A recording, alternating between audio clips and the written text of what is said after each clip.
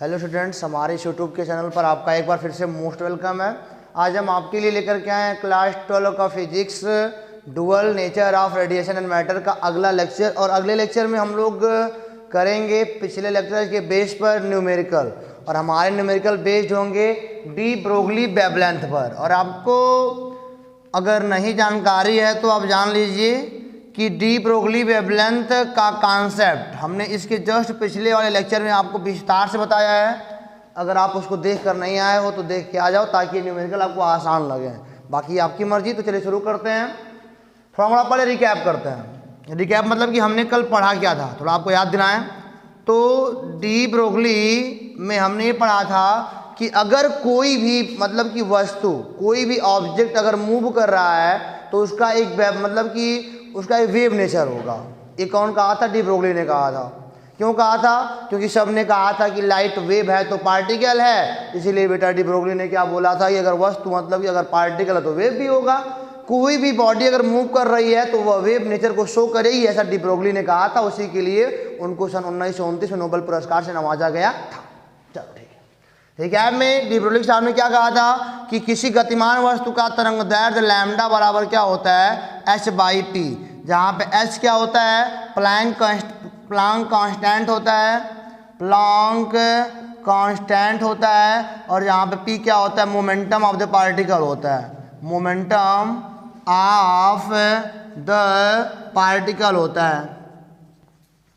ठीक है ना। लैम्डा बराबर आपने अभी पढ़ा था h/mv पढ़ा था नहीं, जहाँ पे m क्या है? वस्तु का गतिक द्रव्यमान है। ध्यान देना, जहाँ m क्या है? वस्तु का गतिक द्रव्यमान है। वस्तु जिस समय गति कर रही होगी उसका द्रव्यमान है, रेस्ट वाला मास नहीं, रेस्ट वाला मास नहीं। जब वस्तु गत कर रही होगी उस टाइम का यह मास है। और बेटा आप जानते हो कि गतिक द्रव्यमान m बराबर क्या होता है? m0/रूट में 1 माइनस v का स्क्वायर अपान c का स्क्वायर होता है जी।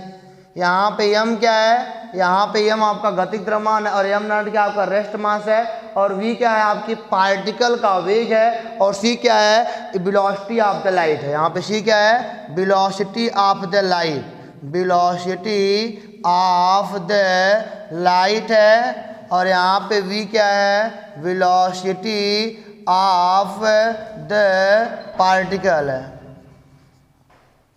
तो इतनी बातें हमने कल देखी थी कि लैम्डा इक्वल टू क्या होता है? h/mv। समझ गया ना। ये क्या है? डी ब्रोगली वेवलेंथ है। मैंने क्या बोला? अगर कोई भी कण गति कर रहा है, अगर कोई पार्टिकल, अगर कोई मैटर गति कर रहा है तो वेव नेचर को शो करेगा, ऐसा डी ब्रोगली ने कहा था। अब भले बहुत छोटा वेव हो, आप उसको वैरी ना कर पाओ अलग बात है, लेकिन वेव तो दिखाएगा। ये आपको पता होना चाहिए, और हमको भली भांति पता है, आप बढ़िया जानते हो।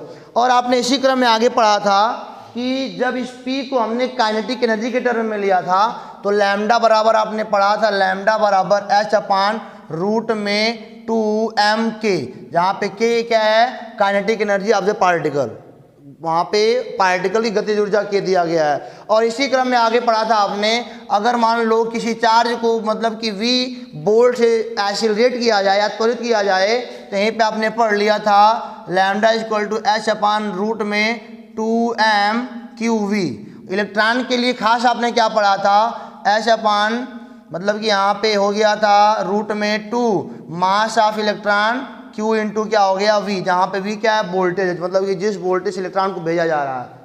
अब यहाँ पे लैम्डा बराबर इलेक्ट्रॉन के लिए हमने पढ़ा था कि रूट में 150/v, यानी कि कहा गया था लगभग लैम्डा का मान यहाँ पे कितना आएगा? यहाँ पे लगभग लैम्डा का मान आएगा 12.24/रूट में भी। और यह बात किस में है? लैम्डा यहाँ पे ऑटोमेटिक किस में आएगा? एंगस्ट्रॉम में आएगा। लैम्डा यहाँ पे ऑटोमेटिक किस में? अगर यह फार्मूला आप यूज़ करते हो स्पेशल इलेक्ट्रॉन के लिए है, ये फार्मूला स्पेशल इलेक्ट्रॉन के लिए है। ध्यान देना, यहाँ पे हमको इलेक्ट्रॉन का मास पता था, इलेक्ट्रॉन का आवेश पता था, हमने रख दिया, वैल्यू लगा दिया इतना।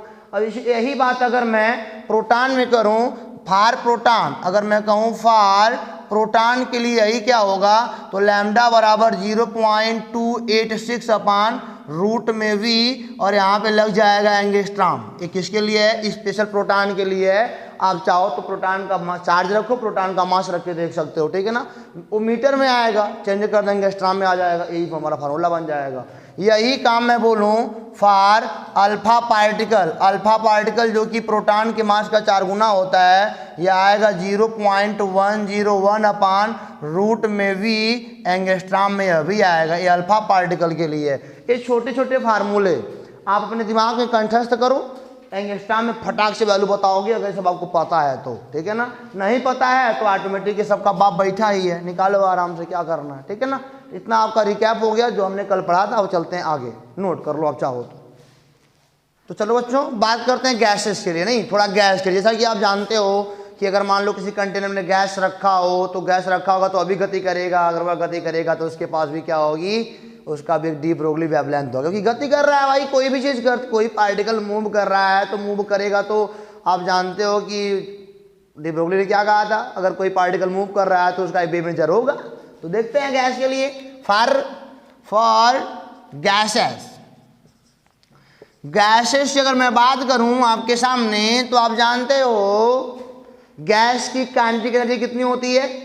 गैसों की काइनेटिक एनर्जी के बराबर होती है 3/2 स्मॉल के और टी। एक काइनेटिक एनर्जी है भाई, ध्यान देना, यहाँ पे के क्या है, बोल्ट्जमान नियतांक है, यानी कि BOLTZ MANs, बोल्ट्जमान कांस्टेंट है। अगर आपको नहीं पता है तो केमिस्ट्री लगता है नहीं पढ़े हो क्या। तो हमने क्या बोला, जो गैसों की काइनेटिक एनर्जी होती है वह 3/2 kT होती है, समझे ना। अब देखो जरा, अब यहाँ पे वैल्यू पुट करो गैसों के लिए, हो जाएगा लैम्डा बराबर हो जाएगा H अपान रूट में 2 मल्टीप्लाई बाई M मल्टीप्लाई, यहाँ पे T क्या है, अब एब्सोल्यूट टेम्परेचर है, अब एब्सोल्यूट टेम्परेचर है केल्विन में, ध्यान देना केल्विन में, 2 multiply by M multiply by, यहाँ पे देखो के का मान कितना हो जाएगा काइनेटिक एनर्जी गैसों की, तो हो जाएगा 3/2 के मल्टीप्लाई बाई टी, 2 से 2 कट जाएगा तो लैम्डा का मान भाई साहब आपका आएगा H बटे रूट में 3m के टी आएगा, जहाँ पे आपका के क्या है, बोल्ट्जमान कांस्टेंट है, और टी क्या है, अब एब्सोल्यूट टेम्परेचर। सारे जो मतलब की वैल्यू है सब एसआई मात्रक में यहाँ रखे गए हैं, ठीक है ना। तो आप जानते हो कि गैसों की ये जो फार्मूला है ना मोनोएटॉमिक के लिए, ध्यान देना, मोनोएटॉमिक गैसेस के लिए है। आप अगर जानते हो तो चलो छोड़ो, केमिस्ट्री की बात मैं यहाँ नहीं कर सकता। देखो यहाँ पे किसी मतलब कि गैस के अणु के लिए मतलब कि मोनोएटॉमिक गैस के लिए आप बोलोगे काइनेटिक एनर्जी कितना होता है, 3/2 kT होता है, जहाँ पे के होता है बोल्ट्जमान नियतांक होता है। और 3/2 कहाँ से आया, तो मतलब कि स्वातंत्र कोटि पर डिपेंड करता है ना कि मोनोएटॉमिक का कितना होता है और डाइएटॉमिक कितना होता है। खैर आप इतना खैर जानो, अपने फिजिक्स इतना बेहतर है। अब लो जरा, इसका भी साइट है, इसका भी साइट है, लैम्डा बराबर हो जाएगा H अपान, और यहाँ पे हो जाएगा रूट में m, और रूट में क्या हो जाएगा t। लेकिन यहाँ पे जो m है वो क्या, मोलर मास है, मोलर मास है m, ठीक है ना, मोलर मास इन AMU। ये लैम्डा का मान एंगस्ट्रॉम में आएगा, ये वाला AMU में मोलर मास है, और t क्या है, एब्सोल्यूट टेम्परेचर है, t क्या है, अब एब्सोल्यूट टेम्परेचर है, ठीक है ना। एक गैसों के लिए आप इसको लर्न कर लो एसआई पद्धति में सारे वैल्यू पुट करने के लिए। और यहाँ पे अगर मान लो मास AMU में दिया हो, एटॉमिक मास यूनिट में दिया हो, तो बेटा आप इसको रख सकते हो, lambda equal to H upon root में m अपान रूट में t, जहाँ पे रूट में m क्या है, मोलर मास मतलब AMU में है, और t क्या है, एब्सोल्यूट टेम्परेचर केल्विन में ही रहेगा आपका, ठीक है ना। अब चलो बात करते हैं एक सवाल की, चलो इसी में कर लेते हैं जी।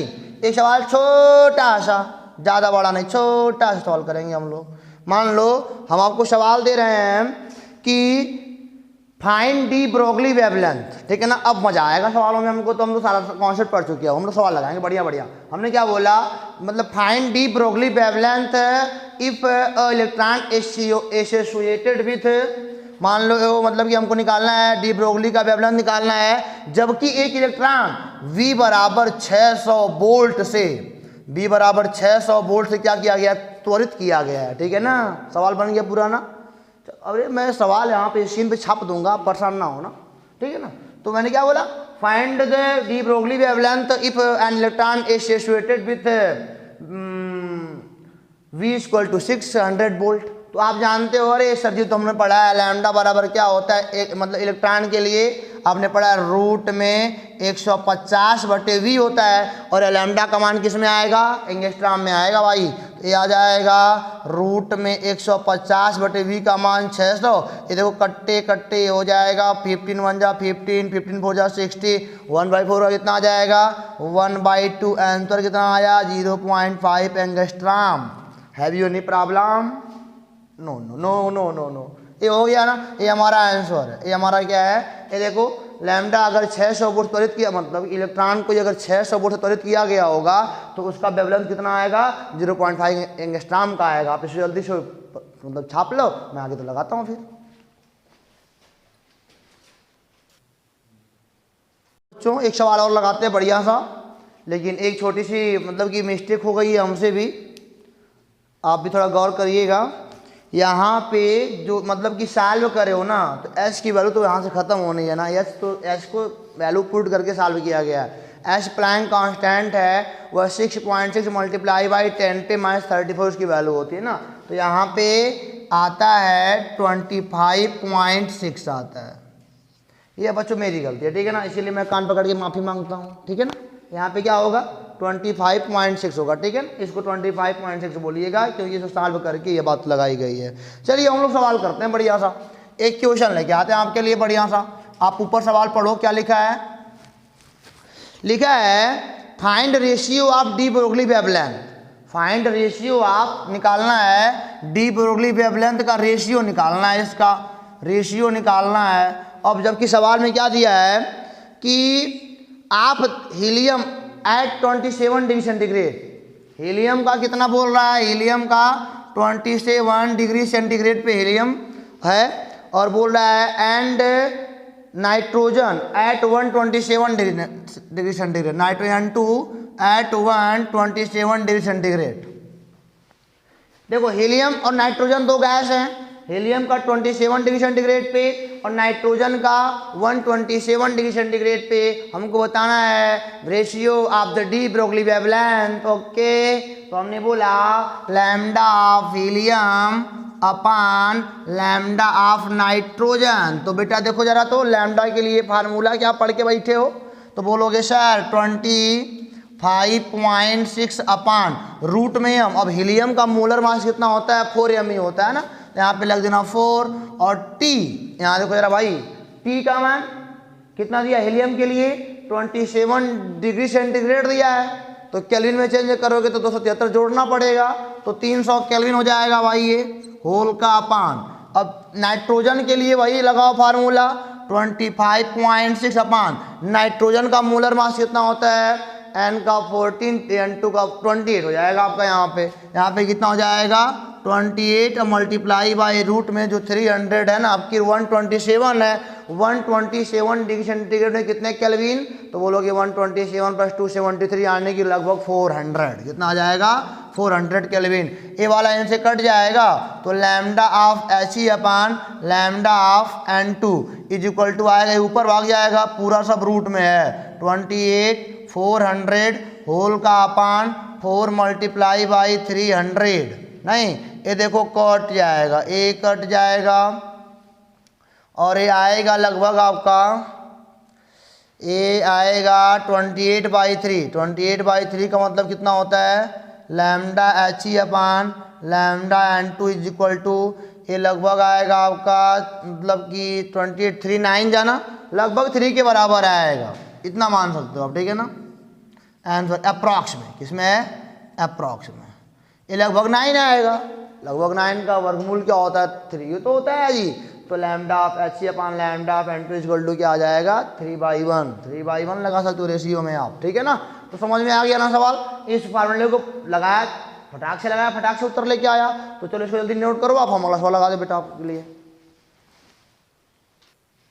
तो चलिए अगला क्वेश्चन देखते हैं बेटा, एक बढ़िया क्वेश्चन जो काफ़ी आपके लिए बेहतरीन होगा। चलो मान लिया यहाँ पे कोई इनवर्ड मैग्नेटिक फील्ड हो सांस फूल रहा है सर जी, इनवर्ट मैग्नेटिक फील्ड देख करके छोड़ के आए थे, फिर लेके चले आए। मान लो कोई यहाँ पे इनवर्ट मैग्नेटिक फील्ड हो, ये बी हो, ठीक है ना, और यहाँ पे मान लो कोई चार्ज आया हो, मूव कर रहा हो अपना बेचारा, ये मूव कर रहा हो, बिलास्टर से कुछ नहीं दे रखा है, देख रहे हो क्या क्या, खाली एक सवाल का तुमको तरीका बता रहे हैं जी। मान लो ऐसे मूव, अब जानते हो ना, कोई भी चार्ज इलेक्ट्रॉन मतलब कि वैद्युत क्षेत्र में, अरे चुंबकीय क्षेत्र में गोल गोल वृत्तीय लूप बनाता है ना, ऐसे ऐसे नाचेगा, झुम झुम करके से नाचेगा ऐसे। तब इसका मान लो कोई पूछ दे तो लैम्डा क्या होगा, तो सर पे हाथ रख के रो ना कि सर ये पता नहीं क्या क्या होना, लैम्डा बराबर होता है h/p। लैम्डा क्या होता है h/p। हमको मोमेंटम कुछ पता नहीं है तो क्या करना, तो हो जाएगा h बराबर mv हो जाएगा जी, हो जाएगा ना। और जानते हो अगर आपको भूल गया तो कोई बात नहीं, आपको भूलने के लिए धन्यवाद, अब मुझे याद दिलाने के लिए तुम बोलो धन्यवाद। अब देखो जरा, इसका रेडियस क्या होता है, r बराबर होता है mv/qb, आपने पढ़ा होगा। अब mv के स्थान पे क्या हो जाएगा, mv बराबर r/b, ये हो जाएगा h/r/qb mv के स्थान पे। तो चाहे v दिया रहे चाहे न दिया रहे, त्रिज्या जो दिया भर रहेगा, आवश्य तो पता ही पता है, और b का मान हमको पता रहेगा। इस तरह से आप उसका लैम्डा निकाल सकते हो उस इलेक्ट्रॉन के लिए, ठीक है ना। बात समझ में आई कि नहीं आई, ओके समझ में आई, तो चलो आगे सवाल लगाते हैं बेटा। अब अगला सवाल, एक क्वेश्चन खत्म होता है, अब हम आपके लिए सवाल देते हैं अगला वाला। आप ऊपर देखो क्या लिखा है, तो आप देखो जरा, लिखा है सवाल में 150 ग्राम की गेंद, थोड़ा लॉजिक है, भटकना मत भाई, क्या लिखा ध्यान देना। 150 ग्राम की गेंद 35 मीटर पर सेकेंड की चाल से गति कर रही है। 150 ग्राम की गेंद है, m बराबर 150 ग्राम, और इसका वेलोसिटी कितना है 35 मीटर पर सेकेंड, और कह रहा है इसका बताओ डी ब्रोगली वेवलेंथ क्या होगा, इसका बताओ डी ब्रोगली वेवलेंथ क्या होगा। तो हमने क्या पढ़ा है बेटा, डी ब्रोगली वेवलेंथ में लैम्डा बराबर h/p होता है, और h/p क्या हो जाएगा, mv हो जाएगा। अच्छा एक बात बच्चे सोच रहे होंगे कि सर जी यहाँ पे गतिक द्रव्यमान होता है तो m बराबर हो जाएगा m0/रूट में 1 - v²/c²। तो देखो भाई, अगर इसके बारे में ना पढ़े हो ना तो हमसे थोड़ा सुन लो, v का मान इसकी तुलना में कितना कम है, c का मान मतलब ये वेलोसिटी ऑफ द लाइट होता है 3 × 10⁸ मीटर पर सेकेंड, और ये कहाँ 35 मीटर पर सेकेंड, बताओ कितना फर्क पड़ेगा। तो जहाँ भी ऐसा केस आएगा v बहुते छोटा होगा c से, तो ये लगभग 0 के बराबर टर्म आएगा। और बेटा जब 0 के बराबर आएगा ना तो 1 - 0 का मान 1 होगा, रूट से निकलता b1 होगा, यानी कि m बराबर m0 होगा। अतः दिक्कत नहीं लेने का। जब मतलब कि आपको लगे, फील हो जाए कि मतलब कि इसकी वेलोसिटी जो पार्टिकल की है कहीं इसके आसपास है, तब निकालते हैं गतिक वाला द्रव्यमान, नहीं तो m बराबर m0 पे काम करते हैं, ठीक है ना। अब देखो जरा, अब लगा दो फार्मूला, अब हो जाएगा लैम्डा बरोबर, यहाँ पे जाएगा h का मान 6.6 × 10⁻34 जूल सेकेंड, और यहाँ पे m का मान कितना होता है 9.1 × 10⁻31 v का मान कितना दिया है 30। अरे सॉरी, ये पार्टिकल है ना, हम इलेक्ट्रॉन की बात कर रहे थे हम तो, सॉरी। इनका दिया है 150 ग्राम है ना, और 150 ग्राम ये हो जाएगा उतना ही रहेगा, क्या है कि तो बदलने वाला नहीं है, यानी कि 150 × 10⁻³ किग्रा और मल्टीप्लाई बाई, अब यहाँ पे कितना है v है ना, v का मान कितना है 35। ये आपका सॉल्व करना आपका होमवर्क है, ठीक है ना, होमवर्क। सर जी तुम वीडियो में नहीं छोड़ते हो, ये हो जाएगा ना, लैम्डा का मान तुम सॉल्व करना आराम से। हम चल सवाल नंबर अगला पे, सवाल जो अगला है अपना कहता है, तुम स्क्रीन देखो आराम से, लिखा है सवाल नंबर अगले में, एक इलेक्ट्रॉन 5.4 × 10⁻6 मीटर पर सेकेंड की चाल से गति कर रहा है। अब की बार इलेक्ट्रॉन की बात किया है, अब की बार v का मान कितना है 5.4 × 10⁻6 मीटर पर सेकेंड, और इलेक्ट्रॉन का मास तुमको पता ही है। तो अब की बार क्या आप सोचो जरा, कुछ है नहीं, लॉजिक ही तो है। लैम्डा बराबर क्या होता है, लैम्डा बराबर गुरुजी होता है h/p होता है, तो लैम्डा बराबर h/p क्या हो जाएगा mv हो जाएगा। अब की बार क्या गति द्रव्यमान रखेंगे, अभी भी नहीं रखना ना, छोड़ो। जब कहीं वेग 10⁸8 के आसपास होगा तब रखना, नहीं तो छोड़ो। 10 पे घात 7 वाट होगा तब रखना, नहीं तो m बराबर m नॉट ही रखो, कोई दिक्कत नहीं है। तो यहाँ पे क्या हो जाएगा, लैम्डा बराबर 6.6 मल्टीप्लाई बाई 10 पे 34 और ये हो जाएगा एम बी। एम का मान कितना इलेक्ट्रॉन का 9.1 10 पे घाते -31 गुणे ये हो जाएगा वी का मान 5.4 मल्टीप्लाई बाई 10 पे पावर 6 है। और ये आपका फिर से एक नया होमवर्क, गुणा भाग करो वो तुमको आता है, बढ़िया से आता है, एक्सरसाइज करते रहो, ठीक है ना। ये सवाल जल्दी आप नोट करो फिर आगे चलते हैं। देखते हैं सवाल नंबर नेक्स्ट क्या कहता है, एक इलेक्ट्रॉन 1.5 मल्टीप्लाई बाई 10 पे पावर 8 मीटर पर सेकेंड। देखो जरा यहाँ पे v का मान कितना है 1.5 मल्टीप्लाई बाई 10 पे पावर 8 मीटर पर सेकेंड। अगला सॉल्यूशन है भाई जो आप सवाल ऊपर देख रहे हो कि चाल से गतिमान है, इसका डी ब्रोगली तरंग दैर्ध्य बताओ।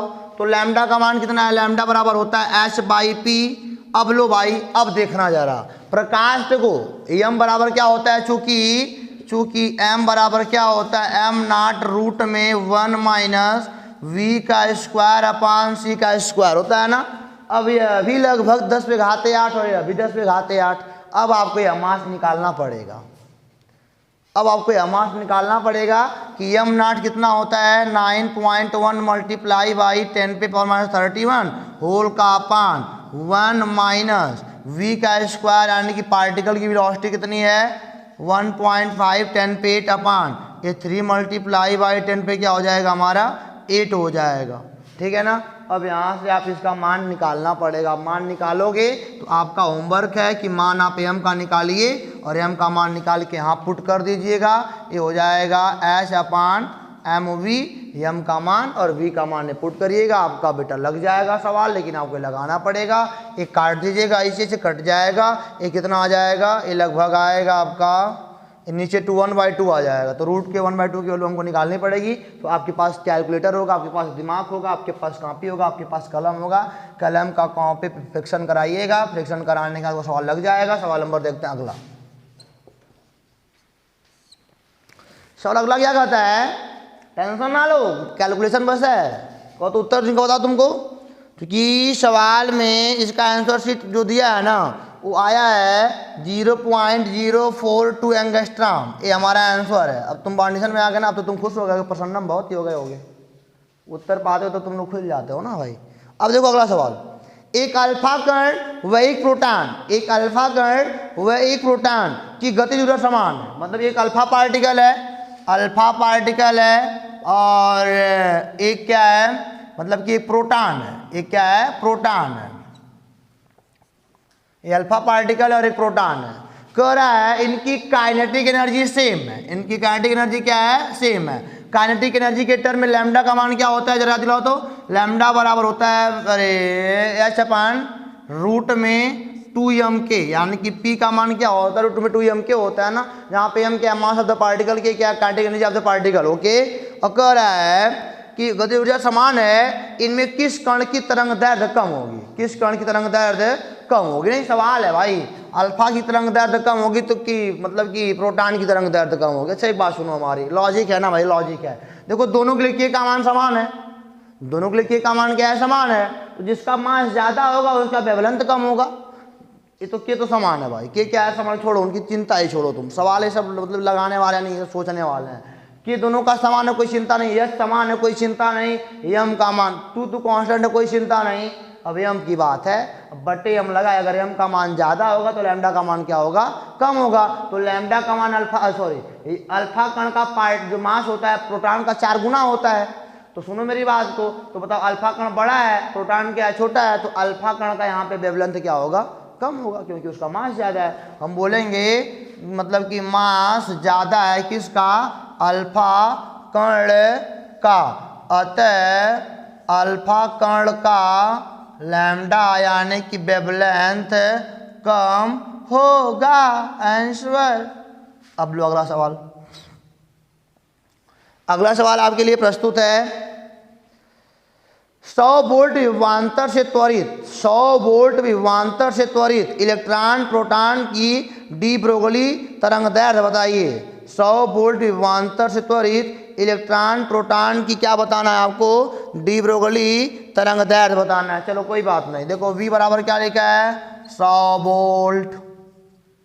अब देखो भाई K बराबर Q भी लगा देंगे यहीं पे, हो जाएगा लैम्डा फॉर इलेक्ट्रॉन। इलेक्ट्रॉन की बात करोगे तो क्या होता है, इलेक्ट्रॉन का तुमको फार्मूला बताया जी, क्या होता है, रूट में 150/V एंगस्ट्रॉम में आएगा, तो लैम्डा बरोबर हो जाएगा रूट में 150/V का मान कितना है 100 वोल्ट। तो भाई देख रहे हो कि पता नहीं कितना कितना आ रहा है, नहीं ये देखो एक कट रूट में 1.5 आएगा, रूट में 1.8 एंगस्ट्रॉम में आएगा।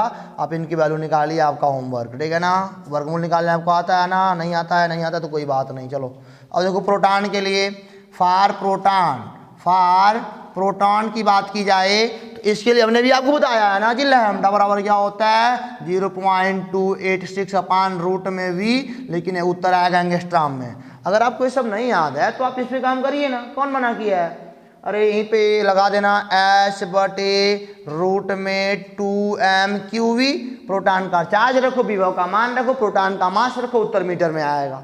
लेकिन एंगस्ट्रॉम में अगर ले आना तो फटाक से छोटा सा फार्मूला रखो, आराम से आ जाएगा। तो आपके ऊपर है कि आप कौन सा बेटा पसंद करते हो फार्मूला, ठीक है ना। तो यहाँ पे हो जाएगा लैम्डा बराबर 0.286 अपान, देखो जी तो यही बढ़िया लगा सकते थे, नहीं इसका मान आता है 12.27 अपान रूट में V का यानी कि रूट में 100, और रूट में 100 का मतलब कितना होता है 10, यानी कि आएगा 1.227 एंगस्ट्रॉम।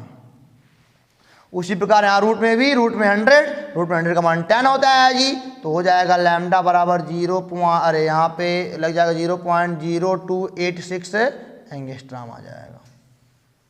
नहीं ये देखा छोटा छोटा सवाल, इससे कठिन सवाल नहीं आता। चलो बढ़िया तुमको दिखाता हूँ सवाल कुछ प्रोग्रेशन वाले, आप इसको जल्दी नोट करिए। सवाल नंबर नेक्स्ट का सॉल्यूशन, जैसा कि आप स्क्रीन पे देख पा रहे हो सवाल में लिखा है क्या, मैं पढ़ता हूँ सवाल में क्या लिखा है। लिखा है एक अल्फा कण और एक प्रोटॉन विरामावस्था से समान विभवांतर द्वारा त्वरित होते हैं। एक अल्फा कण है, एक अल्फा कण है और एक क्या है प्रोटॉन है, विरामावस्था से समान विभवांतर से, समान विभव से त्वरित किए गए हैं। अच्छा हमको जरा एक बात बताओ, माना पहले इनका बताओ तुमको संबंध क्या होता है। माना प्रोटॉन का मास मतलब कि द्रव्यमान, ऐसे MAS लिखते हैं, MASS हो जाएगा MP। तो अच्छा बताओ जरा तब अल्फा कण का क्या हो जाएगा, अल्फा कण का मास क्या हो जाएगा। तो आप जानते हो प्रोटॉन के मास का 4 गुना होता है सर जी, नहीं। अब देखो माना प्रोटॉन का आवेश QP, तब बताओ तब अल्फा कण का आवेश क्या हो जाएगा 2QP।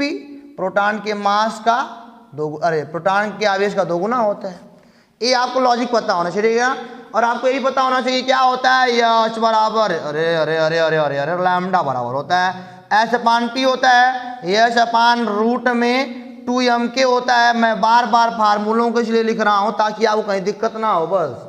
और हो जाएगा H/रूट में 2m का मान क्या QV हो जाएगा, नहीं। अब देखो लैम्डा ऑफ क्या बोला है हमसे, अनुपात बताना है ना, तो लैम्डा ऑफ क्या पहले किसका है अल्फा कण का अपान लैम्डा ऑफ किसका है प्रोटॉन का, बराबर क्या हो जाएगा अल्फा कण के लिए हो जाएगा H/रूट में 2 अल्फा कण का बेटा आप कितना निकाले हो, अरे 4mp अपान मल्टीप्लाई बाई, और Q का मान आप देख रहे हो 2Q, सॉरी अल्फा कण है ना, हाँ ठीक है 2QP हो जाएगा मल्टीप्लाई बाई V तो समान ही है, चलो कोई बात नहीं, भी ऐसे लगा दो होल का अपान, यहाँ पे हो जाएगा प्रोटॉन के लिए रूट में 2 और यहाँ पे हो जाएगा MP और यहाँ पे क्या हो जाएगा QP और यहाँ पे क्या हो जाएगा V। आप इनको बेटा पहले का चौथा दूसरे का तीसरा करोगे ना तो आ जाएगा lambda of alpha lambda of proton is equal to, जानते हो कितना है HS तो कट जाएगा, ए वाला ऊपर भाग जाएगा, दोनों रूट में है तो ऐसी बढ़क के रूट में आ जाएंगे, जानते हो क्या आएगा 2MP multiply by QP multiply by V upon, ए वाला हो जाएगा 2 multiply by 4 MP multiply by 2 QP multiply by V। MP MP cut जाएगा, QP QP कट जाएगा, V कट जाएगा, 2 2 कट जाएगा। ये आएगा मतलब कि lambda of alpha lambda of proton is equal to आएगा रूट में 1/8 यानी कि 1/2√2 इसका रेशियो है नहीं, यानी अल्फा का मतलब lambda of alpha particle upon lambda of proton is equal to 1/2√2 आएगा। आप इनका अप्रॉक्स वैल्यू निकाल सकते हो बैठ के। अब सवाल नंबर अगला और आज की वीडियो का अंतिम सवाल, ठीक है ना। और बाकी फिर मैं बनाऊंगा बढ़िया बढ़िया सवाल आपके लिए, NCERT से बनाऊंगा, लेकिन आज की वीडियो का अंतिम सवाल है ताकि टाइम भी ज़्यादा ना लगे, आप जल्दी बोर हो जाते हो ना, तो इसीलिए मैं सवाल का अंतिम करने जा रहा हूँ। अतः बढ़िया से देख लो, एकदम नजरें जमा के, ताकि कोई गड़बड़ ना हो। सवाल क्या लिखा है, अंतिम सवाल मस्त सा है। एक फोटान का तरंग दैर्ध्य लैम्डा, एक फोटान का तरंग दैर्ध्य क्या है, फोटान है भाई, फोटान फोटान फोटान फोटान का तरंग दैर्ध्य बराबर दिया है लैम्डा, ठीक है ना। और क्या कह रहा है, तथा इलेक्ट्रॉन की डी ब्रोगली तरंग दैर्ध्य समान है। एक फोटान की तरंग दैर्ध्य लैम्डा तथा इलेक्ट्रॉन की डी ब्रोगली तरंग दैर्ध्य दोनों समान है। दोनों क्या है, समान है। फोटान का तरंग दैर्ध्य और इलेक्ट्रॉन का डी ब्रोगली तरंग दैर्ध्य आपस में क्या है, समान है। तो कर सिद्ध करो कि फोटान की ऊर्जा इलेक्ट्रॉन की गतिज ऊर्जा से, सिद्ध करना है कि फोटान की ऊर्जा जो है ना, फोटान की ऊर्जा बराबर मतलब इलेक्ट्रॉन की गतिज ऊर्जा से इतना गुना है, 2 लैम्डा MC, 2 लैम्डा MC अपान यश गुना है। ये आपको सिद्ध करना है, ठीक है ना। क्या लिखा फिर से पढ़ते हैं। एक फोटान की तरंग दैर्ध्य लैम्डा तथा इलेक्ट्रॉन की डी ब्रोगली तरंग दैर्ध्य समान है। सिद्ध करो कि फोटान की ऊर्जा इलेक्ट्रॉन की गतिज ऊर्जा से 2 लैम्डा MC वैसे गुना है। भाई सवाल खत्म हो गया आपका। E बराबर क्या, देखो फोटान की ऊर्जा,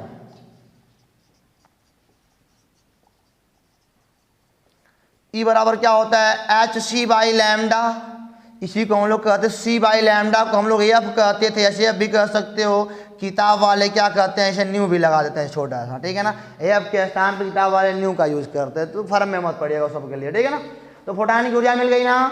और इलेक्ट्रॉन की गतिज ऊर्जा के लिए क्या लाते हैं, तो देखो इलेक्ट्रॉन के लिए डी ब्रोगली तरंग दैर्ध्य लैम्डा बराबर क्या होता है, लैम्डा बराबर लैम्डा, देखो दिमाग खुल गया। H अपान क्या होता है, रूट में 2m हो जाएगा ना। दोनों पक्षों का जब वर्ग कर दोगे तो लैम्डा का स्क्वायर, देखो समीकरण नंबर 1 बनाना है यहाँ पे, लैम्डा का स्क्वायर बराबर आएगा H का स्क्वायर अपान 2m तो k का मान क्या आएगा, H का स्क्वायर अपान 2m लैम्डा का स्क्वायर। के का मान आया कि ना आया, आ गया, के का मान आ गया ना। ये गतिज ऊर्जा किसकी, इलेक्ट्रॉन की है, और ये फोटान की है, ये फोटान की ऊर्जा है। अब लो भाई समीकरण नंबर 1/2 से कर देते हैं। 1/2 से आप क्या पाओगे, E बराबर HC बाई लैम्डा और के बराबर क्या मिला है, H का स्क्वायर बटे 2m लैम्डा का स्क्वायर। नहीं, अब देखो भाग दिया ना तो हो जाएगा E बाई के बराबर ऊपर जाएगा HC 2m लैम्डा का स्क्वायर होल का अपान लैम्डा H का स्क्वायर। दोनों के लिए लैम्डा समान है ना, तो हमने कुछ चेंज नहीं किया, दोनों लैम्डा समान है।